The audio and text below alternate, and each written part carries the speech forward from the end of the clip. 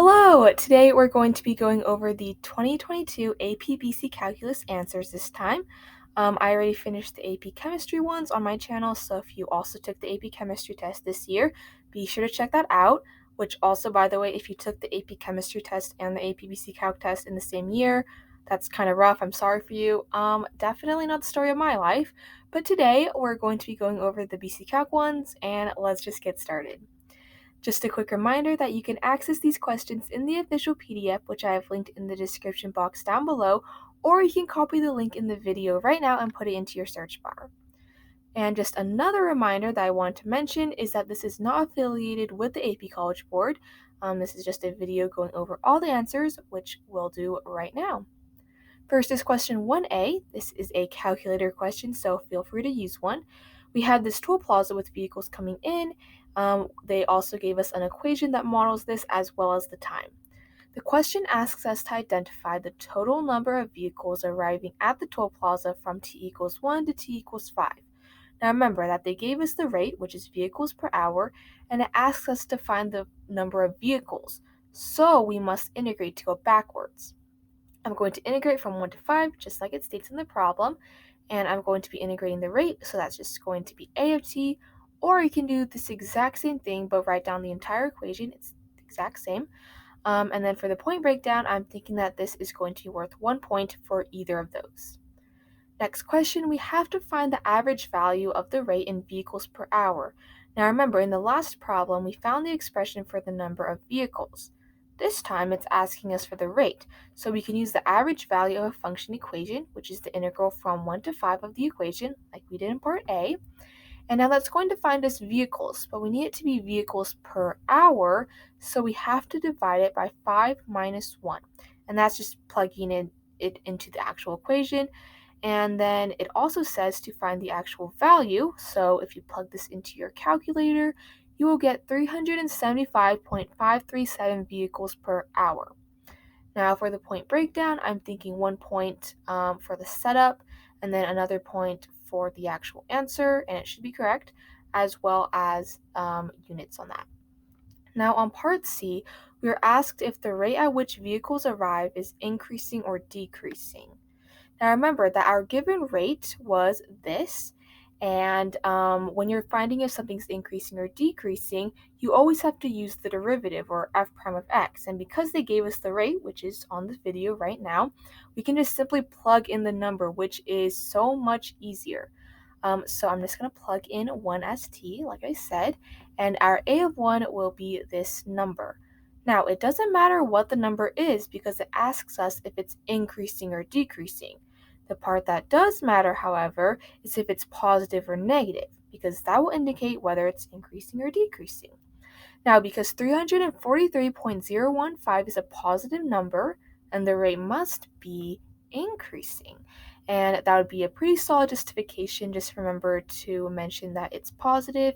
And as for the point breakdown, I think plugging in the 1 and getting the actual answer will be worth 1 point, and the correct justification will be another point. Now, the very last part, which is part D, and arguably probably the hardest part in this FRQ, there's a ton of information here, but it's basically asking for the greatest number of vehicles. As soon as I saw that, I knew that it would be asking for an absolute maximum, which I'll go over later. So it says that a line forms whenever a of t is greater than or equal to 400, and we're also given that the number of vehicles found when t is in between a, which is the time when the vehicle line starts, and 4 hours. So we need to find what a is, and to do that, let's find out when a of t is equal to 400, which is the lowest amount that a can be. So we can find these points of intersection using our calculator, and I actually took a picture of my calculator because why not? And then also the points of intersection, and you will get them as 1.469 and 3.6 as your points. Now back to the problem, let's label our new points of intersection as T1 and T2, standing for time 1 and time 2. And our A will be T1, so keep that in mind, and that's because it is lower than T2. Now it asks us for the greatest number of vehicles, so we need to integrate from our starting point to all these time values. So if we integrate from t1 to t1 or a to a, it's going to be 0 because we're integrating from the same points. Next up, we're integrating from a to t1, and again, they're the exact same, so it's also going to be 0. And then our next integration will be our a value to the next time value, which is going to be t2. And if you plug that into your calculator, you will get 71.254. And then let's do our last one, which is from a to 4, and that is going to be 62.338. But it's asking us for the greatest number of vehicles, which we found out that it was pretty much asking us for the absolute maximum. So out of all these values, which is the largest? Well, that would be the 71.254 as our final answer because it's larger than all the other numbers we got. So, as our final answer, it'll be 71 vehicles as the greatest number of vehicles, and the time for that would be time 2, which is labeled as 3.6 hours. Now, for the point breakdown on this, I'm thinking 1 point for the points of intersection, 2 points for the actual integration parts, and then the last point for the correct answer of 71 vehicles. And that looks like the end of the first APBC Calculus FRQ. As always, here are my score predictions. To be honest with you, I'm actually not too confident on these scores. Yeah, that's a problem. But I kind of looked at previous scores and, formulated my own. However, these are not the official stats to get a 3 or higher. This is kind of my guess, so don't take my word on it. Please do not. And these are going to be my score predictions for a 4, and of course, anything better would earn you that 5.